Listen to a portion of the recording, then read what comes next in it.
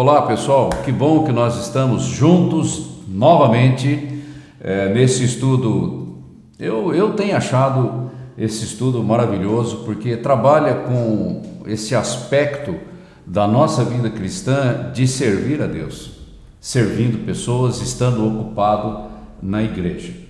E a semana passada a gente começou o estudo número 14, as consequências do servir, ou seja, as dificuldades que virão, não é? No processo de servir a Cristo. E isso exige maturidade da nossa vida. E a gente viu só a primeira parte e hoje nós vamos ver a segunda parte, que tem a ver com dois textos bíblicos do apóstolo Paulo. O primeiro texto em 2 Coríntios capítulo 4, versículos de 5 a 7, e o outro está lá em 2 Coríntios capítulo 11, versículo 23 a 28. Vamos começar pelo capítulo 4 de 2 Coríntios, ok? Vamos lá então. Nós estamos analisando o lado difícil, né, de servir. Quando você não é reconhecido, quando você não é aceito, quando as pessoas reagem mal e você não pode levar para o lado pessoal. Servir a Cristo é um ato de amor, a motivação é o amor, e o amor não se ressente do mal, é da natureza do amor de Deus, e o amor de Deus está sendo derramado na nossa vida diariamente, para que a gente tenha graça para servir ao Senhor e através do nosso testemunho o nome dele seja glorificado. Então aqui, eu não vou ler os textos porque eu pedi para vocês lerem em casa para a gente ganhar tempo, porque é um pouco grande aqui. Aqui no capítulo 4, Paulo está dizendo que o evangelho da graça de Deus, e Paulo diz que o evangelho de Deus é o poder de Deus. Por quê? Porque o poder de Deus, a autoridade de Deus está na palavra. E a palavra e o nome de Deus estão no mesmo nível. O mesmo nível de poder criativo, de poder de criar novidade de vida, de realizar milagre, é a mesma coisa. Então a gente tem que se conscientizar desse tipo de coisa, porque nós andamos por fé. E é a fé que gera toda essa atmosfera para a manifestação, o mover da unção de Deus. E a palavra de Deus é ungida. Nós temos que andar com essa convicção dentro de nós. E Paulo diz que esse tesouro maravilhoso da palavra de Deus, do Evangelho, está dentro de nós. Vasos de barro, com as nossas fragilidades, dificuldades, o nosso histórico, enfim, não é? E todos temos dificuldades. Ninguém está isento de dificuldade. E todos nós precisamos crescer, romper com essas barreiras, acontecer algo que a gente chama de superação, a superação de nós mesmos, para sermos canais desobstruídos nas mãos do Senhor. E o interessante que quando eu sou fraco, é que eu sou forte. Porque quando eu sou fraco, a minha autossuficiência, ela cai por terra. O meu eu, a minha força, a minha inteligência, a minha estratégia. Não, agora é uma dependência do Espírito Santo. É o mover da unção, da sabedoria, do poder de Deus através da minha vida, na minha vida e através da minha vida, e as coisas vão acontecendo, mas numa atitude de dependência de Deus. Aí aquela coisa da ansiedade, da irritação, de reagir mal, isso começa a ficar para trás, porque esse tipo de coisa me atrapalha, me embaraça no exercício da grande comissão.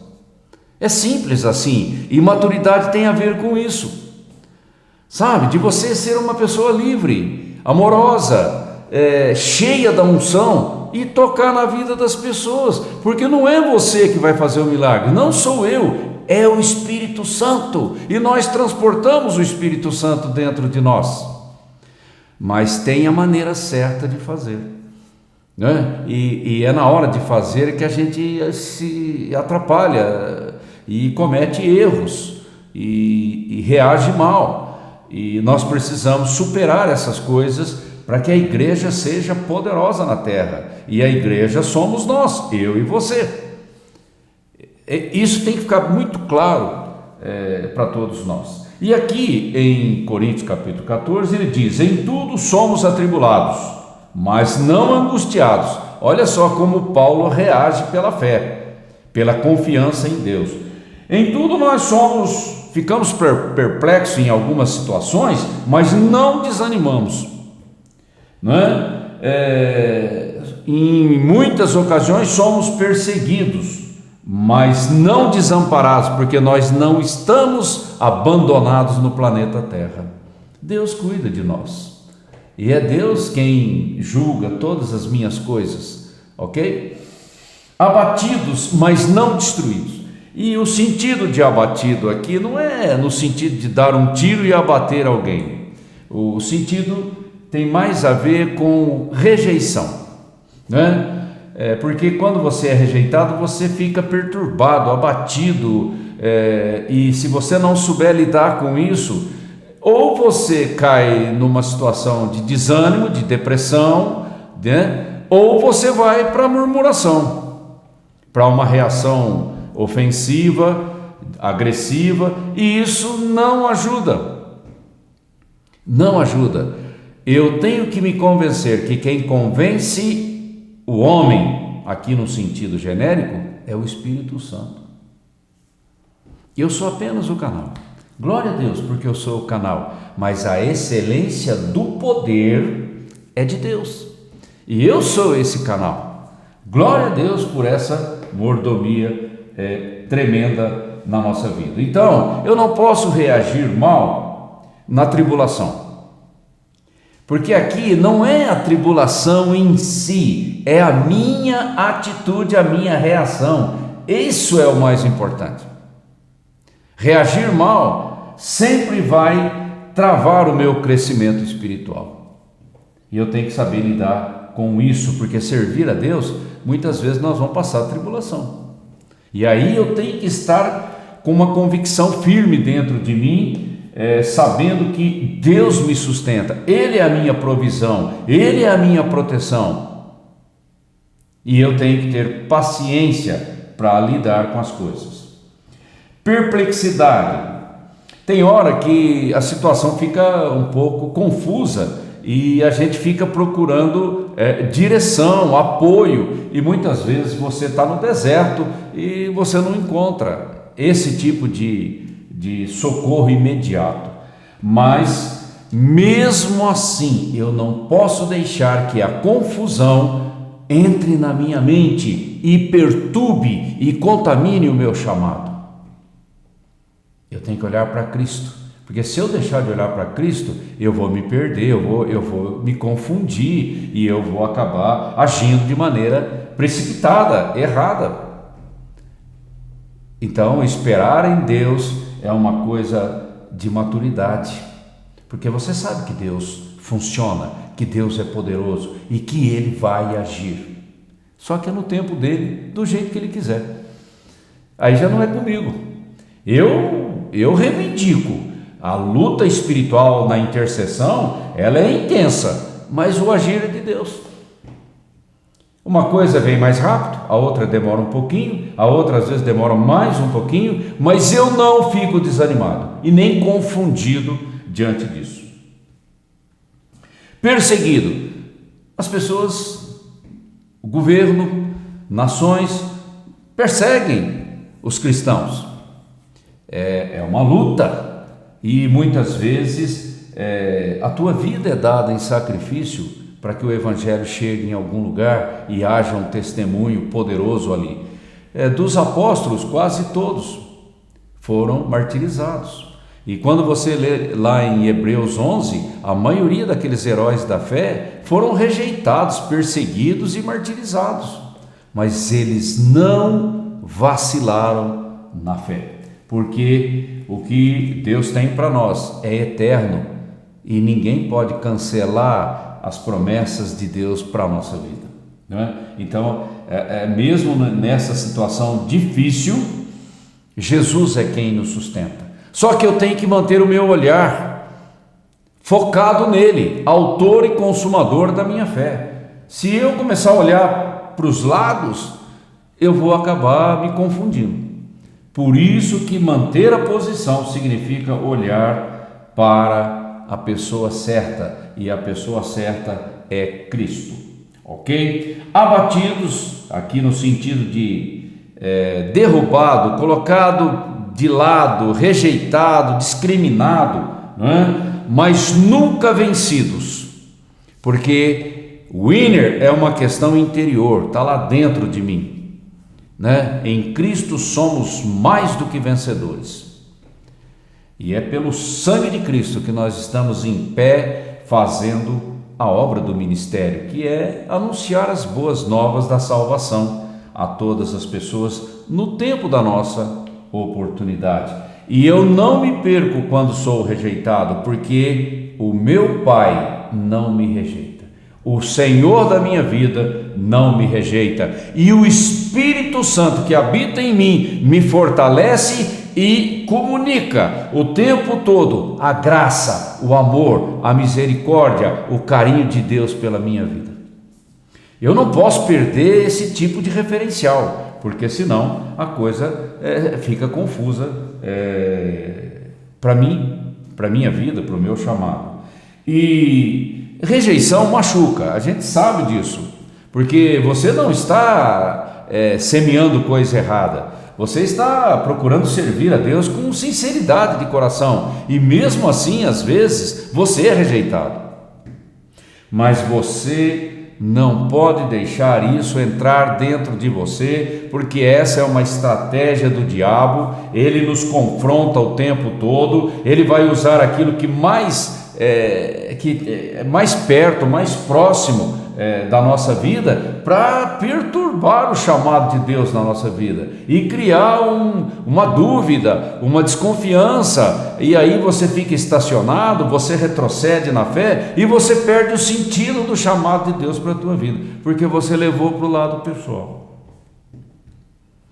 Não faça isso, essa estratégia não funciona e ela é perigosa, e não é isso que o Espírito Santo trabalha no dia a dia na nossa vida. Mas eu tenho que ter maturidade para reconhecer que essas realidades podem acontecer na minha vida a qualquer momento, ninguém está isento disso. Então é preciso sair daquele cristianismo raso, superficial, muito emotivo, e ganhar superação, e superação fala de maturidade na minha vida. E quando Deus trabalha o meu caráter, a minha maturidade, mais eu me pareço com o Senhor Jesus Cristo, que é um propósito de Deus para a minha vida, conforme está lá em Romanos capítulo 8, versículo 29. Aí quando você chega no texto de 2 Coríntios capítulo 11, logo um pouco para frente do capítulo 4, Paulo, ele começa a detalhar isso que ele falou no capítulo 4. No 11 ele começa a dar detalhes dessa situação de você, das consequências, né, do servir a Cristo no dia a dia. E aí, se você ler o texto, você vai ver que ele faz uma lista de coisas pelas quais ele passou. Situações difíceis, o apóstolo Paulo. Aí, se você lê um currículo desse, você fala: poxa, mas isso aqui é pesado, é complicado. Não, quando você tem a convicção do chamado de Deus na tua vida, a graça do Senhor te sustenta. É a graça. E quanto mais provações, tribulações, e você ficando em pé, perseverando na fé, amando o Senhor, independente das circunstâncias, maior a glória da maturidade de Deus na tua vida. Olha só como que você vai subindo os degraus. Então aqui ele fala de prisões, ele fala de açoites e uma série de coisas, mostrando como que o inferno se levanta contra a igreja, contra mim, contra você. Mas o que Jesus disse? As portas do inferno não vão prevalecer contra a minha igreja, porque sou eu que sustento a minha igreja, porque é o meu corpo que está na terra, continuando o meu ministério. Cristo é o cabeça da igreja e Cristo é o vencedor. E nós estamos do lado certo da história, nós estamos em Cristo, o vencedor. E somos vencedores em Cristo. Agora, o segredo é você deixar as coisas pessoais de lado e crescer na graça, no conhecimento de Deus, ser cheio do Espírito Santo. Aí não tem circunstância que te derrube, porque Deus é poderoso, Ele está no controle de tudo. Eu só apenas tenho que descansar. O problema é que quando eu não descanso, uma porta de legalidade se abre para os demônios tumultuar a minha vida e o meu ministério. E aí que está o segredo da maturidade, de você estar focado em Cristo, recebendo a revelação do Espírito Santo e fazendo exatamente aquilo que o Espírito Santo está pedindo para você. Então aqui ele fala de trabalhos, de prisões, de açoites, perigos de morte, não é? Ele fala em prisões, ele detalha quantos açoites, naufrágio e tudo mais. Ele só detalha como isso acontece na vida de quem se propõe a servir a Cristo piedosamente. E aqui tem um versículo em 2 Timóteo capítulo 3, versículo 12, que diz: ora, todos quantos querem viver piedosamente em Cristo Jesus serão perseguidos. Se todos serão perseguidos, e o próprio Mestre foi perseguido, e nós não estamos isentos, porque nós estamos no meio de uma batalha espiritual, só que nós estamos do lado vencedor. E eu não vou deixar uma unha para o diabo. Eu vou lutar, eu sou guerreiro, eu sou do time do Senhor dos Exércitos, aquele que não perde uma batalha. Eu estou do lado dele, eu sirvo o Senhor dos Exércitos. Aquele que derrota os meus inimigos, aquele que quebra ferrolhos e portas de bronze e destrói fortalezas, e é no poder do nome dele, da sua palavra, que o resultado do meu chamado, do meu ministério, vai aparecer bem diante dos meus olhos para a glória de Deus, porque é Deus quem muda circunstâncias, situações e realidades. É o Espírito Santo quem convence as pessoas. Eu sou apenas um canal abençoado, um canal que é amado pelo Senhor, que é disciplinado, corrigido, trabalhado pelo Senhor. Eu me apresento como barro nas mãos do Senhor e Ele faz uma obra tremenda. E a palavra diz: aquele que começou a boa obra, Ele tem poder para concluí-la, e glória a Deus por isso, porque Deus é fiel. Concluindo o nosso estudo, o servo precisa ter maturidade para entender o que significa sofrimento. É um assunto bastante discutido no meio teológico, cada um trazendo um ângulo de abordagem. Mas eu quero dizer o seguinte: Eu não posso sofrer por semeadura errada. Isso não. Sofrer por causa de consequências de pecado, não, isso não glorifica a Deus, isso não me ajuda, isso só me atrapalha. Eu tenho que sair fora disso. Primeiro ponto. Segundo ponto, tem coisas que Deus coloca sobre a vida de alguém, na sua soberania, na sua sabedoria, que eu não consigo entender.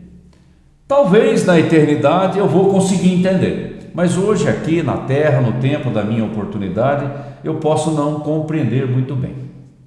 Mas eu digo para você, nada acontece por acaso, nada está solto, nada na nossa vida é uma loteria. Deus está no controle de tudo e Ele sabe de todas as coisas e Ele tem propósitos em tudo. Isso é sabedoria. É uma maneira de você encarar o problema, o sofrimento, e você reagir de forma sábia diante do sofrimento. Pode ser por um tempo e pode ser por um longo tempo. Ok? E eu tenho que buscar em Deus o entendimento a respeito disso. Mas uma coisa é certa, eu não sou tentado, provado acima das minhas forças. E Deus me concede o escape e Deus me concede a graça para suportar as dificuldades, louvando a Deus em todo o tempo e glorificando o nome do Senhor, e não ficando ressentido, amargurado, deprimido, travado na vida espiritual. Não, de jeito nenhum. Eu reajo com uma atitude de servo maduro. Quem sabe, né? Deus faz uma obra tremenda e aí eu vou ficar muito contente. Mas, como disse Abacuque, ainda que o deserto não floresça, eu te louvarei, Senhor, porque Deus é Deus, não importa as circunstâncias. Eu tenho que ter essa sabedoria, essa revelação dentro de mim. E eu não vou retroceder, não vou reagir mal, não vou agredir as pessoas porque eu estou passando por um problema, uma dificuldade. Não. Eu relevo, porque a vida do outro é muito importante. A minha vida é importante e a vida do outro também. E eu não posso levar essas coisas, projetar essas coisas nos meus relacionamentos. Isso é maturidade. Ok? E eu tenho que entender que às vezes pesos Deus coloca sobre a minha vida para me corrigir, para me disciplinar, para trazer maturidade na minha vida, ou porque Ele quer mudar uma circunstância e Ele usa você. Glória a Deus, estamos aqui, Senhor, que seja feita conforme a Tua vontade, mas me dê graça para resistir e suportar até o fim e não retroceder. Ok? Então esse tipo de mentalidade é o que eu preciso, é o que você precisa, e o Espírito Santo está pronto para trazer essa maturidade na nossa vida. Ok? Tenha confiança em Deus, saiba esperar com fé, descansando em Deus, porque Ele é poderoso para fazer o milagre que você precisa, que eu preciso. O meu Deus faz toda a diferença, e é isso que importa, ok? Medite nessas coisas, reflita com calma, tranque lá no seu quarto sozinho e comece a meditar nessas coisas, passa em revista a tua vida, o teu histórico, pergunte ao Espírito Santo qual o sentido de algumas coisas na tua vida e qual o propósito, porque Deus é um Deus de superação. Superação, isso traz maturidade na nossa vida. E esperar em Deus sem perder a estribeira é coisa de gente madura. E lidar com gente é lidar com gente. E gente tem problemas, tem dificuldades, e a gente tem que ter paciência para lidar com as pessoas, ok? Que Deus esteja trabalhando profundamente na tua vida, trazendo maturidade na tua vida, que você seja frutífero em Deus. Esterilidade não é do Senhor. Frutífero, para que Deus seja glorificado através do seu trabalho de servo, de discípulo de Cristo por inteiro. Que você tenha uma semana maravilhosa, abençoada, desafiadora, que você tenha a oportunidade de ver os milagres de Deus durante a semana e você possa se alegrar muito, porque Deus é fiel. Deus te abençoe e eu conto com você a semana que vem.